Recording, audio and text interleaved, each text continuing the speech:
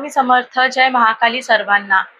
30 मार्च रोजी गुढीपाडवा आहे. गुढीपाडव्याच्या दिवशी आपण जर एक तोडगा उपाय केला तर आपल्या घरामध्ये कधीही अन्नधान्याला कमतरता होणार नाही. कधीही आपल्या घरामध्ये अन्नाची कमतरता आपल्याला भासवणार नाही. त्याचप्रमाणे आपल्या घराला कधीही गरिबी दरिद्रता येणार नाही.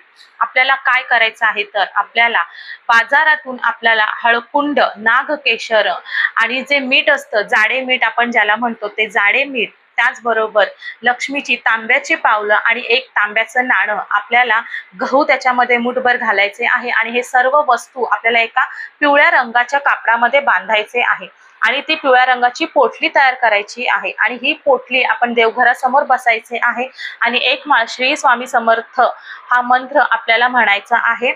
मंत्र म्हणून झाल्यानंतर ही पोटली आपण सिद्ध केलेली आहे आणि ही सिद्ध केलेली पोटली आपण आपल्या किचन मध्ये, आपल्या स्वयंपाकगृहामध्ये, तुम्ही कुठेही स्वयंपाकगृहामध्ये लावून द्यायची आहे, टांगून ठेवायची आहे.